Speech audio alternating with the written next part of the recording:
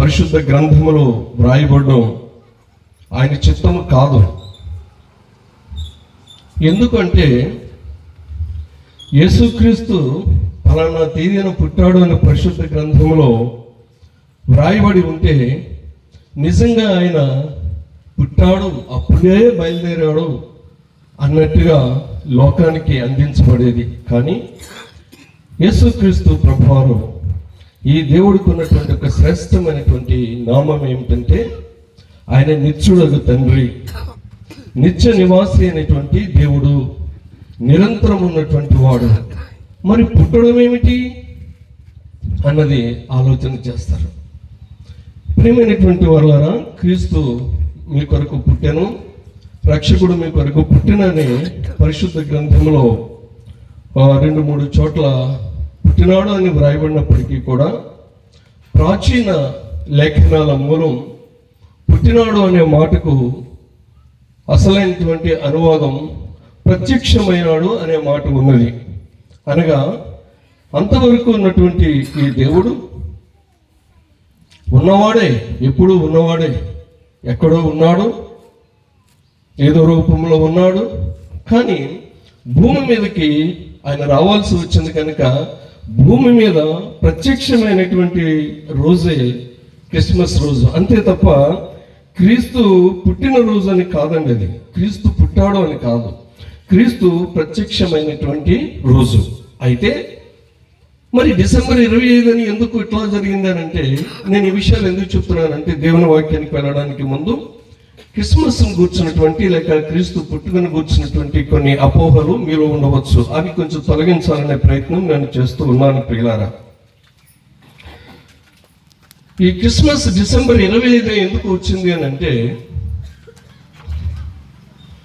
ఈ భూభాగాన్ని అష్షూరీయులు, సుమేరియన్లు, బబులోను రాజ్యం, అలాగే పార్సిక మాదీయ రాజ్యాలు, అలాగే గ్రీకు సామ్రాజ్యాలు, తర్వాత రోమన్ సామ్రాజ్యాలు ఇవి భూమిని ఏలుబడి చేస్తూ ఉన్నప్పుడు ఈ రోమన్ సామ్రాజ్యము భూమి మీద చాలా గొప్ప చరిత్ర కలిగినటువంటి సామ్రాజ్యముగా ఉన్నటువంటి దినాలలో క్రైస్తవులపై ఎందుకు ఆ రోజుల్లో చిత్రహింసలు ప్రారంభమైనాయి. అలాంటి సమయంలో ఆ చక్రవర్తులు ఏలుతున్నటువంటి కాలంలో కాన్స్టంటైన్ అనేటువంటి చక్రవర్తి క్రీస్తు శకం 333 సంవత్సరాల మధ్యకాలంలో ఆయన ఏలుబడి చేసినాడు.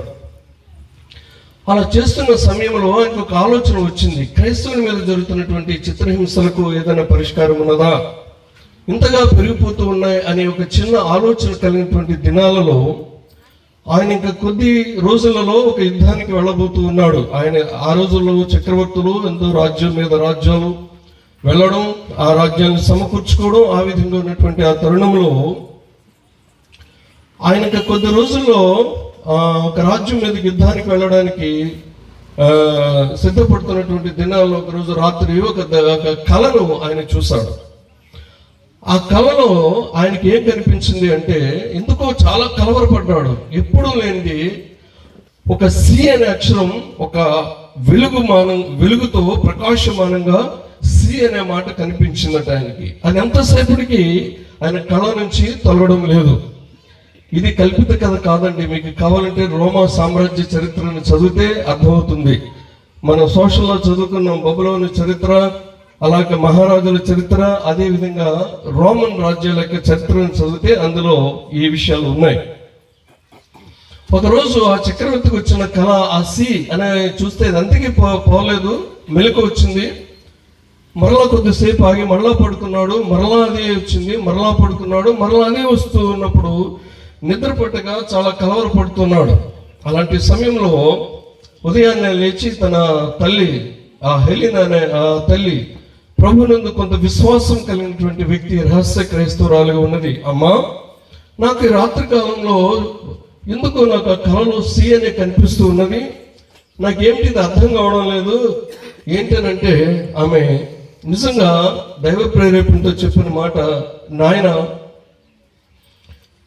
యేసుక్రీస్తు ప్రభు నీ జీవితంలో ఏదో ఒక ప్రత్యేకమైన కార్యం చేయబోతూ ఉన్నాడు. You understand it, C stands for Christ. C అనేది క్రీస్తు కొరకు సాదృశ్యంలో ఉన్నది. నువ్వు క్రీస్తునందు విశ్వాసం ఉంచితే మంచిది అని ఒక సలహా చెప్పింది తల్లి. అప్పటికే కొంత క్రైస్తవుల పట్ల ప్రేమ కలిగినటువంటి వ్యక్తి క్రీస్తునందు కొద్దిపాటి విశ్వాసం ఉంచినాడు. ఓకే, ఈయనను దేవునిగా నేను అంగీకరించాలని కొంచెం ఆశ, అయితే ఆయన పూర్తిగా మారలేదు. కానీ అలా జరుగుతున్న తరుణంలో కొద్ది రోజుల్లో యుద్ధానికి వెళ్ళాడు. అనూహ్యమైనటువంటి విజయం ఆయనకి కలిగింది. ఆశ్చర్యంగా కలిగిన తర్వాత ఆయన మనసులో ఏర్పడిన భావం ఏంటంటే, యేసులో ఏదో మహిమ ఉన్నది, ఏదో శక్తి ఉన్నది అని ఆలోచన చేసి ఏం చేశాడంటే, ఆ రోమా సామ్రాజ్యంలో ఉన్నటువంటి ఇంచుమించు 50 మంది మతాధికారులను, ఆ సైన్యాధికారులను, వీళ్ళందరినీ కూడా పిలిచి ఒక కౌన్సిల్, ఒక మీటింగ్ పెట్టినాడు. ఆయన మీటింగ్ పెట్టి యుద్ధంలో సైనికులందరికీ కూడా, ఆ ఆర్మీకి అందరికీ కూడా ఒక ఆజ్ఞ జారీ చేశాడు. ఏమిటంటే, మీరు తయారు చేసుకునే ఆ ఖడ్గాల మీద, యుద్ధాయుధాల మీద ఖచ్చితంగా సి అనేటటువంటి ఎంబ్లం ఉండాలి అని ఆయన ఆజ్ఞ జారీ చేశాడు. అందుకే మీరు చరిత్రలో చూడండి, వాళ్ళకి ఖడ్గలు చూస్తే ఆ పైన సి అనే మాట ఉంటుంది. ప్రియులారా, చేసిన తర్వాత ఆయన ఏమన్నాడంటే, కొన్ని ప్రమాణాలు, క్రైస్తవ ప్రమాణాలు ఆయన కొన్ని పెట్టాడు. ఏమిటంటే, అది నవంబరు ఆఖరి వారంలో ఫస్ట్ కౌన్సిల్ ఏర్పాటు చేసినాడు. ఏర్పాటు చేసి ఆయన ఏం చేశాడంటే, అందరిని పిలిచి కొన్ని విషయాలు జారీ చేశాడు. మీరు ఈ విధంగా చేయండి అని చెప్పి. ఆ రోజు, ఆ సండే, ఆ ఆదివారం ఏం చేశాడంటే, ఒక పెద్ద క్యాండిల్ని తీసుకొచ్చి అక్కడ నిలబెట్టి ఆ కౌన్సిల్లో దాన్ని వెలిగించి, దానికి యేసుక్రీస్తు ప్రభువారు పుడతాడు అన్నదానికి ప్రవచనాలకు సాదృశ్యంగా ఆ ప్రవచనాలన్నింటినీ మీరు మందిరంలో బోధించండి అని చెప్పడానికి గాను దానికి ఏమని పెట్టాడంటే, ప్రొఫెసీ క్యాండిల్ అని పేరు పెట్టి యేసుక్రీస్తు ప్రభువారి గురించినటువంటి నిరీక్షణ గురించి బోధించమని ఆజ్ఞ జారీ చేశాడు. ఆ నవంబర్ ఆఖరి ఆదివారంలో పెట్టిన క్యాండిల్ పేరు ప్రొఫెసీ క్యాండిల్. ఈ విషయం నేను ప్రత్యక్షంగా కూడా, ఈ క్యాండిల్ చేయడం అనేది అమెరికా దేశంలో కూడా నేను కొన్ని చోట్ల, కొన్ని మిషనరీస్ చర్చ్లో నేను చూశాను, మేము చూసాము. ఎందుకంటే ఈ శిలువ మీద పలికిన మాటల్లో కూడా వాళ్ళు ఏం చేస్తారంటే, 7 క్యాండిల్స్ వెలిగించి ఒక్కొక్క మాట చదివిన తర్వాత ఒక్కొక్క క్యాండిల్ ఆర్పివేస్తారు ఆ చర్చ్లో. మేము ప్రత్యక్షంగా చూసాం. అలాగే ఈ క్రీస్తుని గురించి బోధ చేయడానికి మొట్టమొదట ఆదివారం క్యాండిల్ వెలిగించి దానికి ప్రొఫెసీ క్యాండిల్ లేదా క్యాండిల్ ఆఫ్ ద హోప్ అని పేరు పెట్టమన్నాడు. తర్వాత నవంబర్ ఆఖరి ఆదివారం, తర్వాత డిసెంబర్ మొదటి వారం ఆదివారంలో ఏమన్నాడంటే, మరొక క్యాండిల్ వెలిగించి దీనికి బెత్లెహేమ్ క్యాండిల్ అని పేరు పెట్టండి. దిస్ ఇస్ బెత్లెహేమ్ క్యాండిల్ అని చెప్పి ఏమన్నాడంటే, మరియా యోసేపులు జీవితంలో ఏమి జరిగిందో, ఏ విధంగా ఆ దూత సమాధాన సువార్తను ప్రకటించిందో, మీరు ఈ వారం ఇలాగా ఏం బోధిస్తారు అంటే, యేసుక్రీస్తు ప్రభువుని గురించినటువంటి సమాధాన సువార్తను మీరు బోధించండి అని చెప్పి దానికి క్యాండిల్ ఆఫ్ హోప్ అని పేరు పెట్టాడు, క్యాండిల్ ఆఫ్ పీస్ అని పెట్టాడు. మొట్టమొదటి వారంలో ఆ వారమంతా దేవుని మీద ఉన్నటువంటి నిరీక్షణ, ఆ ప్రవచనాల గురించి బోధించమన్నాడు. రెండవది ఏమిటంటే, క్రీస్తును గురించినటువంటి సమాధాన సువార్తను ప్రకటించమన్నాడు. తర్వాత రెండవ ఆదివారం ఆ వారం వచ్చినప్పటికీ మరలా ఇంకో క్యాండిల్ని వెలిగించి దానికి ఒక పేరు పెట్టాడు, షెపర్డ్స్ క్యాండిల్ అని పేరు పెట్టాడు, కాపరుల కొవ్వొత్తి అని. మీరేం చేస్తారంటే, ఈ గొర్రెల కాపరులకు ఏ విధంగా అయితే యేసు ప్రభువుని గురించిన సువార్త వారికి వినబడిన తర్వాత సంతోషంతో గంతులు వేసుకుంటూ వచ్చి వారు చూచిన వాటిని, విన్న వాటిని ఏ విధంగా సర్వలోకానికి ప్రచురించారో, ఆ విధంగా లోకానికి మీరు దేవుని అందరి సంతోషాన్ని మీరు ప్రకటించండి అని ఆయన ఆజ్ఞ జారీ చేశాడు. తర్వాత 3వ వారం వచ్చింది. ఆ 3వ వారంలో ఇంకొక క్యాండిల్ వెలిగించి ఆ క్యాండిల్కి ఏం పేరు పెట్టాడంటే, ఏంజల్స్ క్యాండిల్, దేవదూతల కొవ్వొత్తి అని చెప్పి ఏమన్నాడంటే, ప్రియులారా, దేవుని కుమారుడని యేసుక్రీస్తు దేవుడు లోకాన్ని ఎంతగా ప్రేమించాడో, తన కుమారుని లోకానికి పంపించి ప్రాణం ఇచ్చాడు కదా, ఆ ప్రేమను మీరు లోకానికి చాటించండి అని చెప్పి క్యాండిల్ ఆఫ్ లవ్ అని చెప్పాడు ప్రియులారా. Candle of hope, candle of piece, candle of Joy, candle of love అని చెప్పి ఆ తర్వాత వచ్చిన 4వ వారంలో ఉన్న తర్వాత వచ్చిన డేట్ అది డిసెంబర్ 25వ తారీఖు వచ్చింది. ఆయన ఏమన్నాడంటే ఇవన్నీ ప్రకటించిన తర్వాత డిసెంబర్ 25ని యేసు ప్రభు వారి యొక్క పుట్టిన తేదీగా మీరు లోకానికి ప్రకటించండి అని చెప్పాడు కాన్స్టంటైన్ అనేటువంటి. సో ఆ రోజున ప్రపంచం అంతా డిక్లేర్ చేయబడింది ఏమిటంటే డిసెంబర్ 25 అనేది క్రీస్తు యొక్క పుట్టినరోజు అని. పుట్టినరోజు అని కాదు కానీ ఆయన ప్రత్యక్షమైనటువంటి రోజు. ఆ విధంగా క్రిస్మస్ వెనుకున్నటువంటి డిసెంబర్ 25. అందుకే క్రైస్తవ సంఘాల్లో నవంబర్ ఆఖరి వారం నుంచి కూడా యేసును కూర్చున్నటువంటి సువార్తను ప్రకటిస్తూ ఉంటాం. యేసులో ఉన్నటువంటి ఆనందం, యేసు క్రీస్తును కూర్చున్నటువంటి ఆ ప్రవచనాలు, యేసునందు ఉన్నటువంటి నిరీక్షణ, యేసునందు ఉన్నటువంటి ఆ సంతోషం, ఈ సమాధానం, ఇవన్నీ మేము ప్రకటించుకుంటూ వస్తాము ప్రియులారా. అంతేకాదు కానీ యేసుక్రీస్తు ప్రభువారు గురించి నేను ఒక మాట చెప్పాలి ప్రియులారా.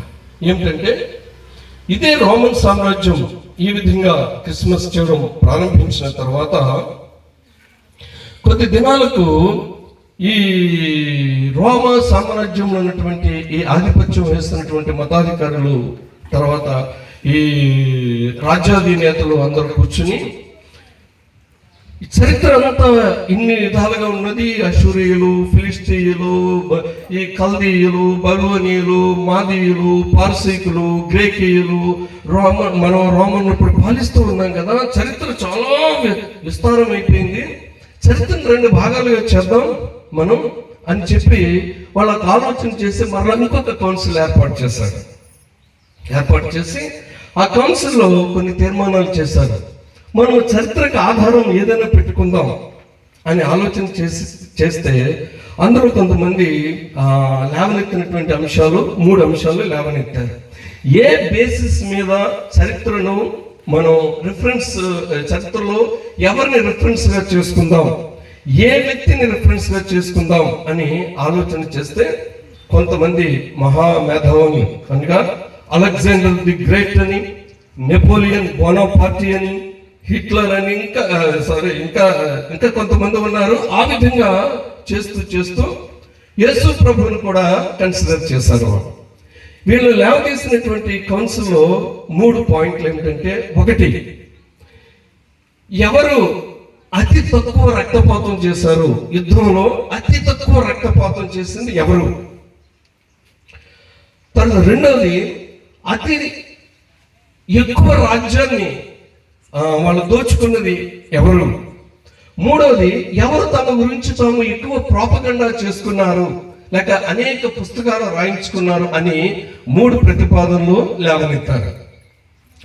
ఎవరు అనేక మందిని చంపారు, ఎవరు ఎక్కువ రక్తపాతాన్ని జరిగించారు, 2వదిగా ఎవరు ఎక్కువ రాజ్యాలను వాళ్ళు స్థాపించారు, ఎవరు ఎక్కువగా తమ గురించి ప్రాపగండా చేసుకున్నారు అని వారు లేవదీస్తే అలెగ్జాండర్ ది గ్రేట్ మహాదారుణంగా ఈయన చేశాడు ప్రియులారా.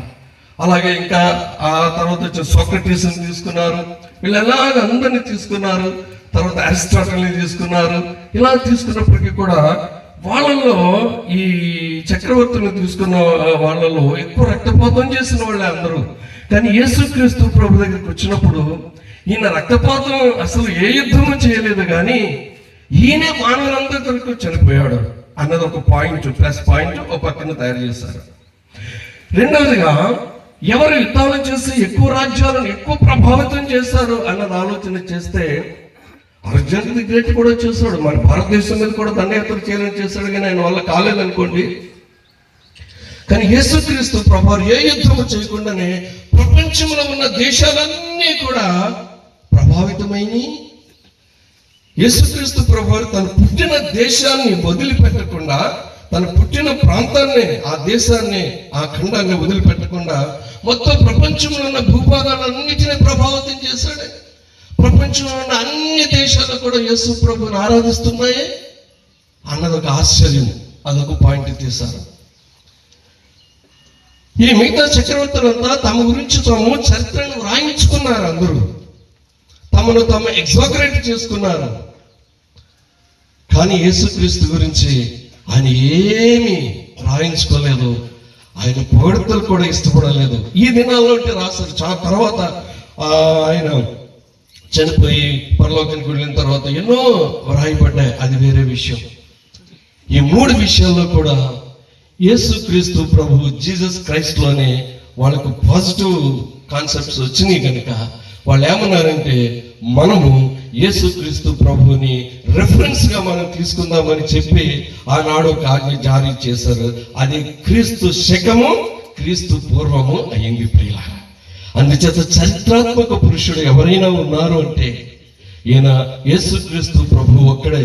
అందుకే ఆయన లోకమంతటికి కూడా అవసరమైనటువంటి ఆ రక్షణ ప్రణాళికను ఆయన చేశాడు గనక లోకమంతటికి ఏది అత్యవసరమో అది ఏ విధమైనటువంటి రక్తపాతము లేకుండా ఎంత సత్యముగా మార్గముగా ఆయన ఎంత చక్కగా మానవులందరి హృదయాలను దోచుకున్నాడో అది ఆధారమైంది కనుక నా ప్రియ యేసు ప్రభువే క్రీస్తు పూర్వము క్రీస్తు శకము అనబడుతూ ఉన్నది. నేటికి ఎవరైనా మార్చగలరా?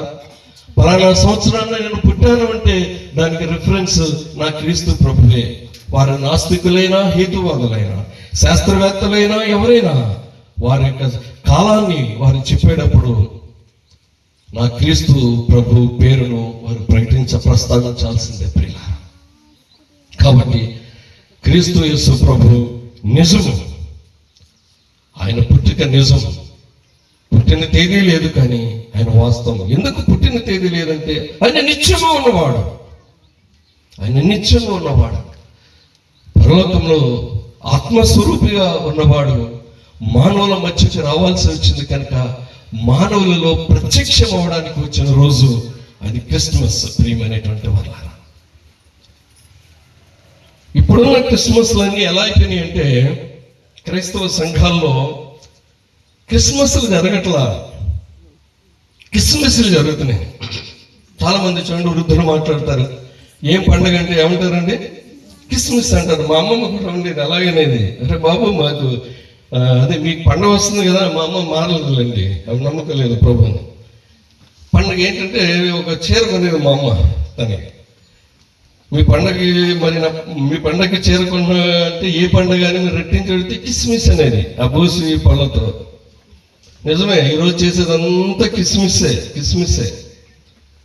క్రిస్మస్ అంటే క్రిస్టోస్ మాస్. క్రిస్టోస్ అంటే ద అనాయింటెడ్ వన్, అంటే అభిషేకించబడిన వాడు, లేక నియమించబడిన వాడు, లేక ఏర్పాటు చేయబడినటువంటి వాడు.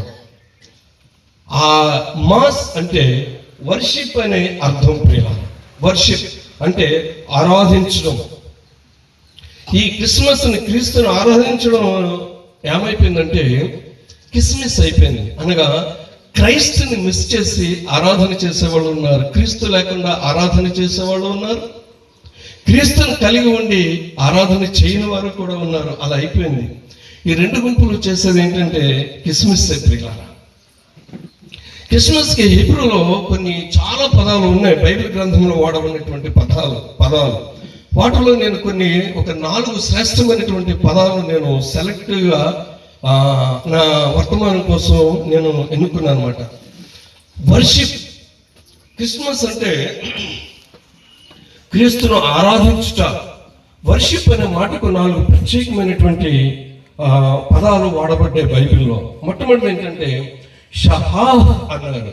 హీబ్రూలో షహాహ్ అనగా టు బౌ డౌన్, అనగా యేసుక్రీస్తు ప్రభువారి ముందు తల వంచుకుని నిలబడడం, లేక ఆయన ముందు వంగడం, లేక ఆయనకి విధేయులవడం. కాబట్టి క్రిస్మస్ అనగా క్రీస్తును వర్షిప్ చేయడం, అనగా క్రీస్తుకు విధేయులై జీవించడం. రెండవ మాట ఏంటంటే బరాక్ అనే మాట ఉన్నది. బరాక్ అవన్నీ పరిశుద్ధ గ్రంథంలో వాడబడినవే. సందర్భాలు ఉన్నాయి, చూపించడానికి సమయం లేదు కనుక నేను డైరెక్ట్గా చెప్తున్నాను. మొట్టమొదటి షహా, టు బౌ డౌన్. రెండవది ఏంటంటే బరాక్ అనగా టు నీల్ డౌన్, ఆయన ముందు మోకరిల్లడం. ఆయన ముందు సాగిలపడడం అనే అర్థం ఉన్నది. అలాగే మూడో మాట తౌదా అనే మాట ఉన్నది. తౌదా అంటే ఏంటంటే to lift hands with thanks అని ఉంది. అనగా యేసు ప్రభు ముందు ఒక విధంగా సరెండర్ అవుట, అయ్యా నా జీవితాన్ని నీకు ఇస్తున్నానని ఆయన ముందు ఒక వందన బుద్ధితో, ఒక కృతజ్ఞత బుద్ధితో 2 చేతులు పైకెత్తి ఆయన ముందు నిలబడడం. నాలుగో మాట ఏంటంటే తదా అనే మాట ఉన్నది. అనగా to give thanks with offering. To give thanks with offering అనగా ఆయనకు ఒక కానుకను ఇస్తూ ఆయనకు వందనాలు చెల్లించటం. ఈ 4 ఆనాడు తూర్పు దేశపు జ్ఞానులు ఆరాధనలో ఈ 4 కనిపిస్తూ ఉంటాయి ప్రియులారా. అంటే ఆయనకి కానుకలంటే డబ్బులు అవసరం, బంగారం అవసరం అనుకుంటున్నారేమో. ఆయన కోరుకునే కానుక ఏంటో మనకి తెలిస్తే ఆయన ఎంత ఉత్తముడో మనకు తెలుస్తుంది. ఆయన ధనాన్ని కోరుకునేవాడు కాదు, మృక్కుబడులు కోరుకునేవాడు కాదు, మన ఆస్తిపోస్తులు కోరుకునేవాడు కాదు. కానీ ఆయన కోరుకునేది ఒకటే, అది మానవుని యొక్క హృదయాన్ని కోరుకుంటున్నాడు. అదే ఆయనకి కానుకగా ఇవ్వడం. ఎవరైతే ఆ విధంగా ఇస్తారో ప్రియులారా, వారే నిజమైనటువంటి ఈ క్రిస్మస్ యొక్క ఆనందాన్ని అనుభవించేవారుగా మనం ఉంటారు. ప్రియమైనటువంటి వారులారా, మరొక మాట నేను చెప్పాలి. ఈ క్రిస్మస్ అంటే క్రైస్ట్ అనేటటువంటి ఒక గొప్ప గిఫ్ట్ భూమి పొందుకున్నటువంటి రోజు. మరొక మాటలో చెప్పాలంటే క్రీస్తు ప్రత్యక్షమయ్యే రోజు అనే దానికన్నా ఈ క్రీస్తు ప్రభు అనే గొప్ప బహుమతి భూమికి అందినటువంటి రోజు ప్రియులారా. మరొక మాట, ఈయన ప్రత్యక్షమయ్యాడు. ఎందుకు ప్రత్యక్షమయ్యాడు అన్న దానికి ఒక రిఫరెన్స్ చూడండి దయచేసి. 1 యోహాను పత్రిక 3వ అధ్యాయము 5వ వచనం.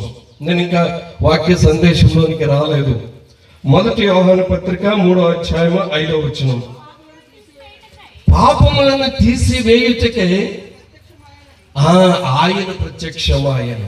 పాపములను తీసివేయుటకే ఆయన ప్రత్యక్షమాయాడు. ఆయన పుట్టలేదండి. పుట్టాడు అంటే ఆ రోజునే వచ్చాడు, మధ్యలో వచ్చాడు అని అనుకుంటారు. కానీ ఈయన ఆ విధంగా పుట్టినవాడు కాదు. ఉన్నవాడే ఒక రూపాన్ని ధరించుకుని ఈ లోకానికి వచ్చిన రోజే క్రిస్మస్. అలాగే ఇంకొక మాట చూడన్నా, అపోస్తుల కార్యములు 3వ అధ్యాయము 20వ వచనం. అపోస్తుల కార్యాలు 3వ అధ్యాయము 20వ వచనం. మరో చదువునా, మీ కొరకు నియమించిన క్రీస్తు యేసు, అనగా he was the appointed one. ఈయన నియమించబడిన వాడు, తండ్రి అయిన దేవుని చేత, తండ్రి చేత నియమించబడిన వాడు.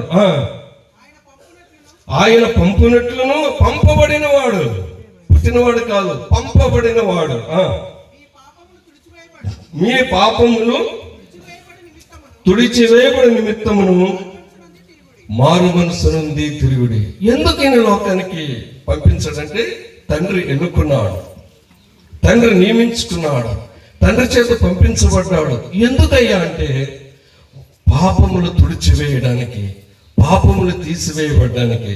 దీనినే అంటాము కదా, మనిషిలో ఉన్నటువంటి పాపాన్ని తుడిచివేసుకోవడాన్ని మారు మనసు అంటారు. అనగా ఆయన ఎందుకు ప్రత్యక్షమయ్యాడు అంటే మనుషులు మారు మనసు పొంది ఆయన వైపు తిరుగునట్లు. మారు మనసు పొంది, మారు మతము కాదండి, మారు మతం కాదు. మతం మార్చుకోవడానికి ఆయన పంపబడలేదు. మనిషి యొక్క మనస్సు మార్చుకోవడానికి, మనిషి యొక్క జీవితాన్ని, మనిషి యొక్క బుద్ధిని, మనిషి యొక్క చిత్తాన్ని మార్చుకోవడానికి తండ్రి చేత అనాయింట్ చేయబడి, నియమించబడి, క్రీస్తుగా నియమించబడి ఆయన ఈ లోకానికి వచ్చాడు. కాబట్టి మనం ఆయన వైపు తిరగాలి, మారు మనసు పొందాలి. ఇంకా మీకు అర్థమయ్యేటట్టు చెప్తాను, ఆ తర్వాత వాక్య భాగంలోకి మనం వెళ్దాం ప్రియులారా. యోహాను అనే భక్తుడు అంటాడు, యోహాను సువార్త 1వ అధ్యాయము 1వ వచనం చదువునన్నా, ఆది యందు వాక్యం ఉండెను, వాక్యము దేవుని యొద్ద ఉండెను, వాక్యము దేవుడై ఉండెను. చాలు నాన్న. ఆది యందు వాక్యం ఉండెను, వాక్యము దేవుని యొద్ద ఉండెను, వాక్యము. ఇక్కడ జాగ్రత్తగా మీకు ఒక లాజిక్ చెప్తాను చూడండి. ఇప్పుడు వాక్యము దేవుడై ఉండెను అంటే వాక్యము ఈజ్ ఈక్వల్ టు దేవుడు నాన్న. ఇప్పుడు నువ్వు చదివిన వచనంలో వాక్యము ఉన్న చోట దేవుడు అని చదువు. వాక్యం ఈజ్ ఈక్వల్ టు దేవుడు. ఆది యందు దేవుడు ఉండెను, చదివినా దేవుడు దేవుని యొద్ద ఉండెను, దేవుడు దేవుడై ఉండెను. 14వ వచనం చదవండి. అలాగే వాక్యం ఉన్న చోట దేవుడు పెట్టి, ఆ దేవుడు శరీరధారి అయి కృపాసత్య సంపూర్ణుడిగా మన మధ్య నివాసము చేయడానికి వచ్చెను. దేవుడే దేవుని లోకానికి పంపించాడు. ఎలా? శరీరధారిగా. ఈయన అవతారి కాదండి. అవతారి నరావతారి అంటారు కాదు. నరావతారి అంటే మన సోదరులు వేరుగా అర్థం చేసుకుంటారు. దశావతారాలు ఒక అవతారం అని అనుకుంటారు. కాదండి, అవతారం కాదు. యేసు ప్రభు అవతార పురుషుడు కాదు. ఈయన శరీరాన్ని ధరించుకొని, ఏమండి, ఆది యందు వాక్యం ఉండెను, వాక్యమే దేవుడు కాబట్టి ఆది యందు దేవుడు ఉండెను, దేవుని యొక్క దేవుడు ఉండెను. ఆ దేవుడే దేవునిని శరీరధారిగా యేసు ప్రభు పేరున ఈ లోకానికి పంపించాడు. కృపాసత్య సంపూర్ణుడిగా అంటే మీకు తెలుసా అండి? కృపాసత్య సంపూర్ణ రెండు వ్యతిరేక పదాలు. సత్యం వేరు, కృప వేరు, రెండు పొసగనివి. కానీ ఆ రెండింటినీ కూడా ఆయనలో ఇముడ్చుకుని ఆయన వచ్చాడు. మీకు అర్థమైనట్టు చెప్తాను. సత్యం ఏం చెప్తుందంటే అది లా, ధర్మశాస్త్రం. తప్పు చేసావా చావు. ఎవడైనా కాలు ఎరగొట్టావా కాలు తీసేయాడు. నువ్వు అబద్ధం ఆడావా నాలుగు కోసేయి. ఎవరి కన్నైనా పొడిచావా తీసేయి కన్ను. కంటికి కన్ను, పంటికి పన్ను. అనగా నువ్వు పాపము చేసావంటే నీకు శిక్ష పడాల్సిందే. అది సత్యం. That is truth. కానీ కృప ఏం చెప్తుంది ఏం తెలుసా? తెలియక చేశాడలే, క్షమిద్దాం. అదేమో సత్యం ఏమంటుందంటే శిక్షించమని చెప్తుంది. కృప ఏం చెప్తుందంటే క్షమించమని చెప్తుంది. రెండింటికి పొసగదు. కానీ యేసు ప్రభు వారు మన మధ్య ఎందుకు వచ్చాడో తెలుసా? ఎలా నివాసం చేయడానికో తెలుసా? సత్యాన్ని నెరవేరుస్తూ మన మీద కృపను చూపించడానికి ఆయన వచ్చాడు. అనగా వాస్తవం చెప్పాలంటే మనం చేసిన పాపముల నిమిత్తం మనం శిక్షించబడాలి. అది సత్యం. కానీ యేసుక్రీస్తు ప్రభువారు అదే సమయంలో కృపను కూడా నింపుకొని వచ్చాడు. అదేమిటంటే నేను మిమ్మల్ని క్షమిస్తాను అని అంటున్నాడు. అందుకే ఆయన కృపాసత్య సంపూర్ణుడిగా మన మధ్యకు ఆయన వచ్చిన ప్రియులారా. నువ్వు ఇందాక చదివిన వచనంలో 4వ వచనం ఏముంది నాన్న? ఆయనలో జీవముండెను, ఆ జీవము మనుష్యులకు వెలుగై ఉండెను. అనగా ప్రియులారా, ఆ జీవము భూమి మీద ప్రత్యక్షం అవడానికి వచ్చింది. ప్రియులారా, తండ్రి యొద్ద ఉండి, ఇది కూడా చదువునా? 1 యోహాను పత్రిక 1వ అధ్యాయము 2వ వచనం. 1 యోహాను పత్రిక 1వ అధ్యాయము 2వ వచనం. ఆ జీవం ప్రత్యక్షమయ్యను, తండ్రి యొద్ద ఉండి. జాగ్రత్త వినండి. తండ్రి యొద్ద ఉండి మాకు ప్రత్యక్షమైన అనగా మేము చూచిన, మాకు కనబడిన ఆ నిత్య జీవమును మేము చూచి అన్నారు. ఆ నిత్య జీవమును మేము చూచాము అంటే అర్థం ఏంటో తెలుసా అండి? క్రిస్మస్ ఇచ్చిన గిఫ్ట్ ఏంటంటే యేసుక్రీస్తు ప్రభు. ఈ యేసుక్రీస్తు ప్రభు ఎవరు అంటే నిత్య జీవము. తండ్రి యొద్ద ఉండి ఉన్నవాడు, నియమింపబడి పంపబడ్డాడు, మాకు ప్రత్యక్షమయ్యాడు. ఆ ప్రత్యక్షమైనటువంటి ఆ నిత్య జీవం మే క్రిస్మస్ రోజు ప్రియులారా. అంటే నిత్య జీవం అనేది ఏంటంటే క్రిస్మస్ తీసుకొచ్చినటువంటి గొప్ప బహుమానం. The real perfect free gift. యోహాను సువార్త 3వ అధ్యాయము 16వ వచనం. యోహాను సువార్త 3వ అధ్యాయము 16వ వచనం. దేవుడు లోకమును ఎంతో ప్రేమించెను. yes కాగా ఉమ్. ఆయన తన అద్వితీయ కుమారునిగా పుట్టిన వాని యందు విశ్వాసముంచు ప్రతి వాడును నశింపక నిత్య జీవం పొందినట్లు ఆయనను అనుగ్రహించెను. నిత్య జీవము పొందునట్లు ఆయనను అనగా యేసుక్రీస్తు ప్రభువును అనుగ్రహించెను. He was sent as the free gift. పుట్టాడంటే తప్పండి, నేను ఒప్పుకోను. క్రీస్తు నేడు పుట్టిన హల్లెలూయా అంటారు. క్రీస్తు నేడు భూమి మీద ప్రత్యక్షమాయను. ఏమండి, ఆయన యందు విశ్వాసం ఉంచినట్లు ఆయన మనకు నిత్య జీవాన్ని అనుగ్రహించాడు ప్రియులారా. కాబట్టి నిత్య జీవం అనేది ఏంటంటే ఈ క్రిస్మస్ తెచ్చినటువంటి గొప్ప గిఫ్ట్. ఇది ఒక కృపావరము. రోమీయులకు రాసిన పత్రిక 6వ అధ్యాయం 23వ వచనం. రోమీయులకు రాసిన పత్రిక 6వ అధ్యాయం 23వ వచనం. ఏలయనగా పాపం వలన వచ్చి జీతము మరణము, అయితే దేవుని కృపావరము, దేవుని యొక్క ఫ్రీ గిఫ్ట్ కృపావరము మన ప్రభు అయిన క్రీస్తు యేసునందు, మన ప్రభు అయిన క్రీస్తు యేసునందు నిత్య జీవము. నిత్య జీవము. నిత్య జీవము అంటే నిత్యము జీవించి ఉండడం. అలాగే 1 యోహాను 5వ అధ్యాయం 20వ వచనం చూడమ్మా నాన్న. 1 యోహాను పత్రిక 5వ అధ్యాయం 20వ వచనం. మనము సత్యవంతుడైన వారిని ఎరుగవలనని దేవుని కుమారుడు వచ్చి మనకు వివేకం అనుగ్రహించి ఉన్నాడని ఎరుగుదుము. మనము దేవుని కుమారుడైన యేసుక్రీస్తు నందున్న వారమై సత్యవంతుని యందుము. ఆయనే నిజమైన దేవుడును నిత్య జీవమునై ఉన్నాడు. కాబట్టి ప్రియమైనటువంటి శ్రోతలారా, క్రిస్మస్ యొక్క అంతరార్థం ఏంటంటే నిత్య జీవం. క్రిస్మస్ యొక్క అంతరార్థం ఏంటంటే యేసు ప్రభు వారే నిత్య జీవం అనగా నిత్యము జీవించి ఉండడం. అదేంటంటే నిత్యము జీవించడం అంటే అని అంటారేమో. నేను ఒక మాట చెప్పి మనం మూలవాక్యంలోనికి నేను వెళ్తాను ప్రియులారా. భూమి మీద మనిషికి 3 కోరికలు ఉంటాయి. ప్రతి వారికి కూడా, క్రైస్తవులేనే కాదు, అందరికీ కూడా 3 కోరికలు ఉంటాయి. ఒకటి, నేను బ్రతకాలి అన్న కోరిక. పుట్టిన ప్రతివాడు కూడా నేను బ్రతకాలనుకుంటాడా చనిపోవాలనుకుంటాడా? ఏమండి, ఎవరైనా చెప్తారా? నాకు చనిపోవాలని ఉందన్న వాళ్ళు చేతులు ఎత్తండి. అమ్మా, నువ్వు వృద్ధాప్యురాలు అంటే దేవుని మంచి మరణం కోసం కనిపెడతానేమో. తల్లి, దేవుడు నీకు మంచి మరణం ఇచ్చింది కాక అమ్మా. అయితే యవ్వన కాలంలో, ఇప్పుడు ఈ వయసులో ఎవరైనా కానీ నేను చావాలి, అర్ధాంతరంగా నేను చావాలి అని ఎవరు అనుకోరు. రెండోది ఏంటంటే మొదటిది నేను పుట్టాను కనుక బ్రతకాలి, నేను బ్రతుకుతున్నాను కనుక దీర్ఘకాలం బ్రతకాలి. అమ్మ, నీ వయసు ఎంత తల్లి? చెయ్యొద్దు కదా అమ్మ, ఇంకెంతకాలం బ్రతకాలనుంది? అది ప్రార్థన చేయమ్మా, దేవుడు నీకు మంచి మరణం ఇచ్చిన గాక, త్వరలోనే ఇచ్చిన గాక, దేవుడు నీ కోరిక విన్న గాక. ఏమండి, నేనైతే నిన్ను 100 ఏళ్ళు బ్రతకాలని అనుకుంటున్నాను దేవుని కోసం. ఏమండి, పుట్టిన ప్రతి వాడు కూడా దీర్ఘకాలం బ్రతకాలని కోరుకుంటాడు. అంతే తప్ప నేను 60 సంవత్సరాలకి వచ్చి చనిపోతే బాగుండు, ఇంకొక 5 ఏళ్ళు బ్రతికి నా ప్రాణం పోతే బాగుండు అనుకునే వాళ్ళు ఎవ్వరూ ఉండరు.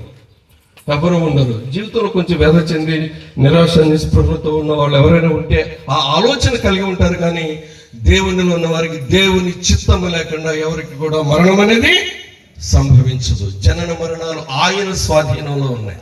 కాబట్టి నేను పుట్టాను కనుక నేను బ్రతికాను కనుక నేను దీర్ఘకాలం బ్రతకాలి. ఇంకొక మాట ఏంటంటే, ఇప్పుడు తల్లిగారు ఎందుకు అలా అన్నారన్న దానికి అర్థం వస్తుంది. బ్రతికినంత కాలం నేను హాయిగా బ్రతకాలి. హాయిగా బ్రతికినంత కాలం బ్రతకాలని అనుకుంటాను. హాయిగా లేకపోతే చావాలని అనుకుంటాడు మనిషి.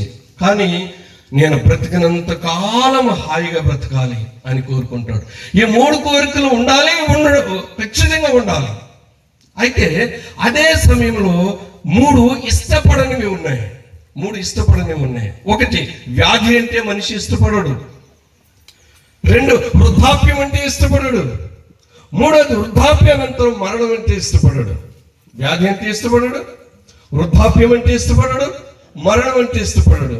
మనం ఇష్టపడినా ఇష్టపడకపోయినా ఈ 3ంటిని ఫేస్ చేయాల్సిందే ఖచ్చితంగా.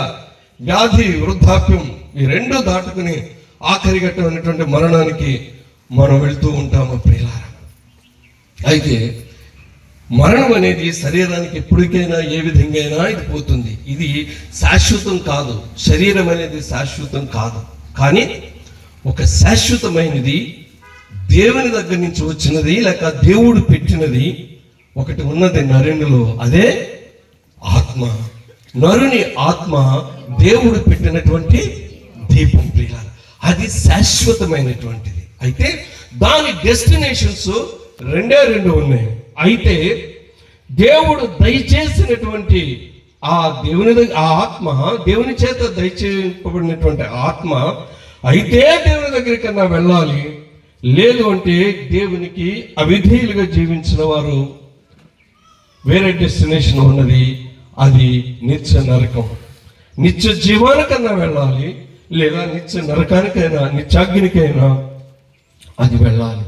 ఎవరైతే దేవునికి విధేయులై తమ జీవితాన్ని అప్పగించుకుని మారు మనసు పొంది, అనగా మనస్సు మార్చుకొని, జీవితాన్ని మార్చుకొని, బుద్ధి మతాన్ని మార్చుకొని కాదండోయ్, మరలా చెప్తున్నాడు, మతాన్ని మార్చుకోవడం కాదండోయ్, బుద్ధిని మార్చుకొని, జీవితాన్ని మార్చుకొని, చిత్తాన్ని మార్చుకొని, ఎవరైతే క్రీస్తు వలె జీవించడానికి ఇష్టపడి ఆయనను అంగీకరిస్తారో రక్షకునిగా, దేవునిగా, ఆయన రాజ్యానికి ఎవరైతే ఒప్పుకుంటారో వారందరూ కూడా నిత్య జీవానికి వారసులు. అనగా నిత్యము జీవించడం. ఈ ఆత్మ, నరునిలో ఉన్నటువంటి ఈ ఆత్మ నిత్యము జీవించడానికి ప్రియమైనటువంటి వారలారా, ప్రతి మానవుడు కూడా ఆశ కలిగి ఉన్నాడు.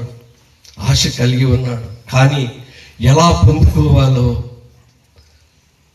ఏమి చేస్తే ఆ నిత్య జీవానికి వారసులే ఆశించిన పరలోకానికి వెళ్తామో, పరలోకానికి చేరాలని అందరికీ ఆశ ఉన్నది, అందరికీ. అందుకే చనిపోయిన తర్వాత మన వాళ్ళు పెడతారు, నీ ఆత్మకు శాంతి చేకూరునుగాక అని. మనంటే సరిపోతుందా? కాబట్టి ఆత్మకు నిజంగా శాంతే కావాలంటే భూమి మీద ఉన్నప్పుడే దేవుడు అనుగ్రహించే శాంతిని మనం పొందుకోవాలి. ప్రియులారా, నిత్యము జీవించాలనే కోరిక ఉంటే ఈ క్రిస్మస్ యొక్క నిజమైన ఆనందం ఇలాగా నెలకు ఒకసారి, లేకపోతే సంవత్సరానికి ఒక నెల మాటలు అనుభవించేది కాదు. వ్యక్తిగతంగా మార్పు చెందిన వ్యక్తి, వ్యక్తిగతంగా ఈ రక్షించబడినటువంటి వ్యక్తి నిత్యము యేసును ఆరాధిస్తూ ఉంటాడు గనుక, నిత్యము యేసుకు సాగిలపడి ఆయన ముందు విధేయుడై జీవిస్తాడు గనుక, నిత్యము ఆరాధిస్తాడు గనుక, నిత్య ఆరాధికుడిగా ఉంటాడు గనుక, ప్రతిరోజు మారిన వ్యక్తికి క్రిస్మస్. అతను క్రీస్తును కలిగి ఉంటాడు కాబట్టి ఎవ్రీడే ఇస్ ద క్రిస్మస్. కానీ క్రీస్తును అంగీకరించకుండా ఉన్న వాళ్ళకి అదంతే, అదొక పండగ. యేసుబాబు పుట్టాడు అనుకుంటాడు, పుట్టినరోజు అనుకుంటాడు. కాబట్టి ప్రియమైనటువంటి వాళ్ళారా, రండి వాక్య భాగంలోనికి ఇప్పుడు వస్తున్నాను. ఇదంతా మీకు యేసుక్రీస్తుని గుర్చినటువంటి పరిచయ వాక్యులనే నేను మీకు అందించాను. ఈ నిత్య జీవమును గుర్చినటువంటి ఒక మంచి మాట, ఈ ప్రస్తుత కాలానికి అవసరమైనటువంటి సందర్భాన్ని పరిశుద్ధాత్మ దేవుడు మనకి గుర్తు చేస్తూ ఉన్నాడు.